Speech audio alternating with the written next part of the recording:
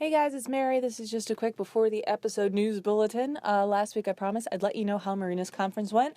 And of course, she outdid herself with being amazing. She did a great job. Her panel went well. Her organization went wonderfully. She had to scramble a little bit at the last minute to get some stuff done, but of course she did. Everyone was thrilled with her and she was amazing as always. Unfortunately, she is not here with us this week, but we do have a new special guest that we're talking to. And it's kind of her fault that, if you didn't notice, the episode ran quite a bit longer than usual. Part of it's because we were super excited to talk to her and kind of got carried away. And the other part is because this is our first time using Google Hangouts because she does not live anywhere near the state that we live in. And so we had to kind of mess around with formatting. It was a bit weird, so it wasn't as structured as it usually is. Our whole conversation is not as structured. But hopefully you still like it. Bear with me as I try and work out. I know the audio kind of jumps a little bit, so sorry about that. But, I'll get better, right? Hope you like it. I'll do it. Hi, this is Tina and Mary, and welcome back to Bird Barf. Yay! Yay!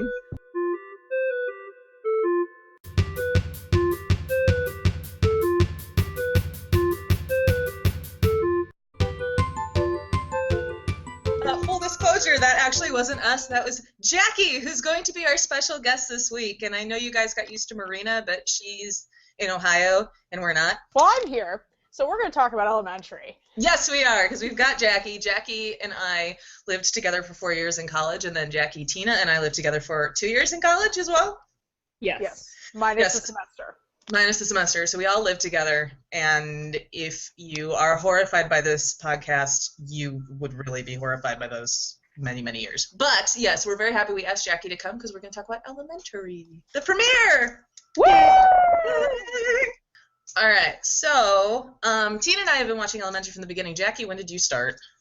I had a false start 2 years ago because that's when I still had cable, and then I just can't commit to, watching TV in the evening anymore. Like, it just doesn't work. So then this summer they put it on Hulu, and so I have committed to watching it through Hulu and basically steamrolled through it from midsummer on.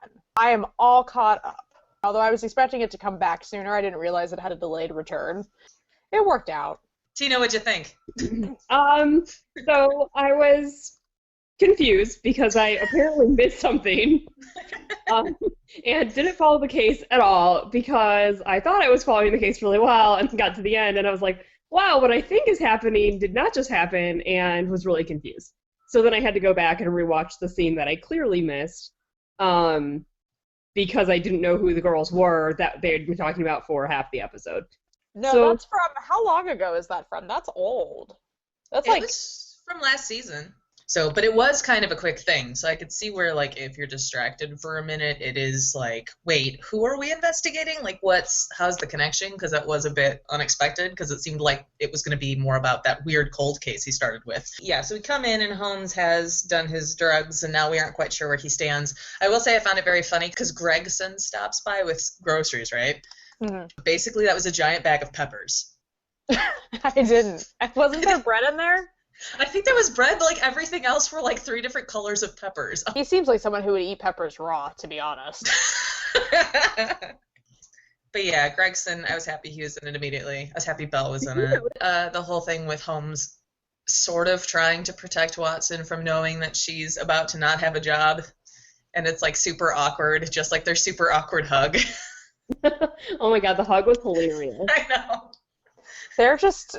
They're not hugging people. No. And it's clear that he cares, but he just does not understand. No. Like, and people. his face, like his I don't understand friendship face when she was talking about how, I picked this job to work with you, and he just looks at her, and it's one of those perfect, like, Johnny Lee Miller faces where you just want to screen cap it and send it to people when you don't know what's going on. Yes, that's he's very good at that face. It's also one of my favorite, or like when he explains something that has to do with like you can write me letters. We can write letters. I'll have lots of people writing letters. And he mentions Moriarty, and she's like, "That's still going on." Yeah.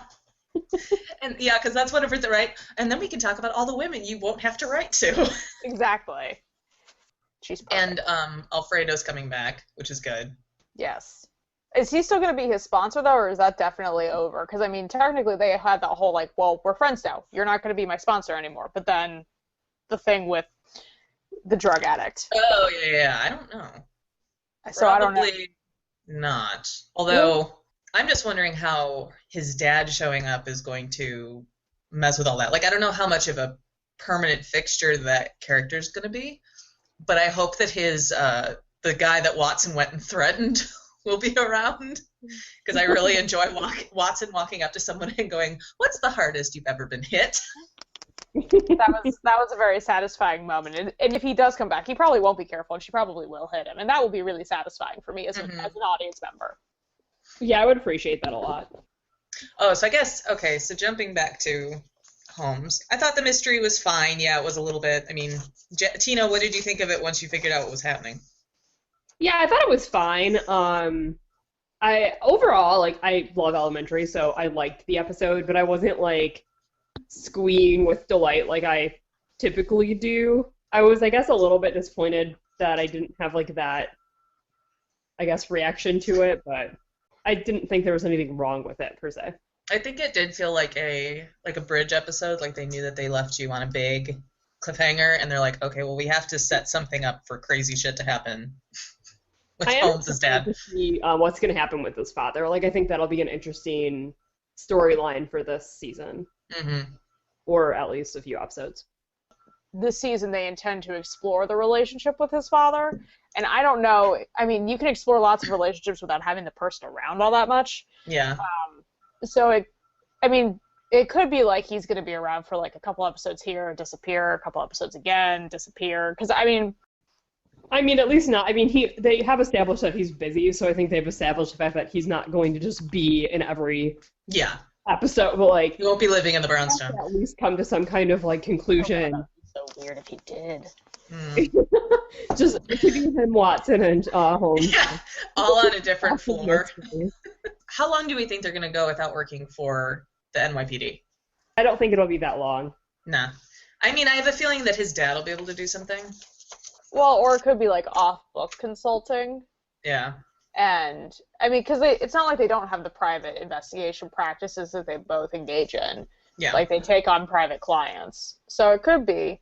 Well, they do, but then they also have, like, these established characters at the police department who should be in the show. Yeah. So, like, I doubt that they're just going to be like, oh, you guys are on hold for an indefinite amount of time. What I think will happen is, like, they'll go to them on the sly for a little bit.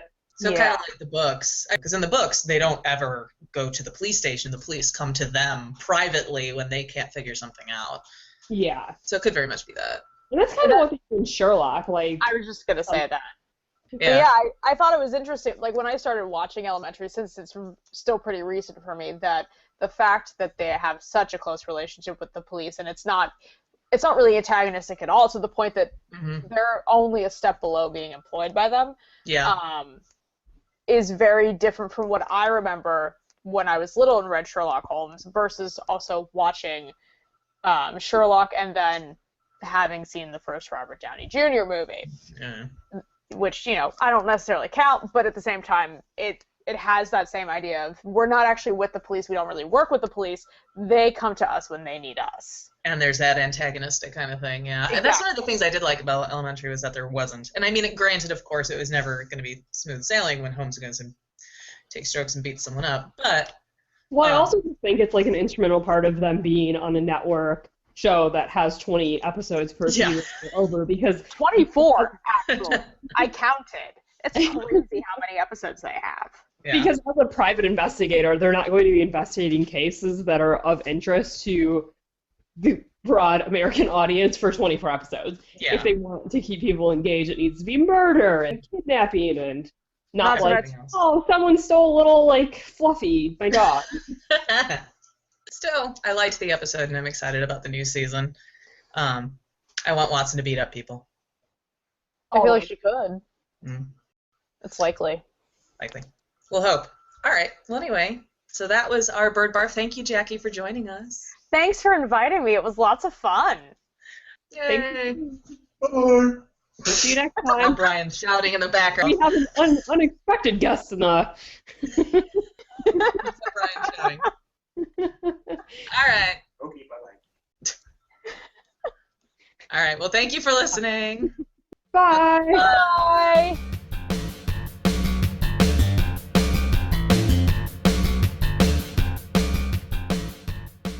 I still tell people that you threatened to come into my room with peacock makeup on at 2 a.m. I tell people about when I stuck the Furby in your bed. I forgot about that. Fuck that thing. Fuck that thing. That was my favorite. That was great.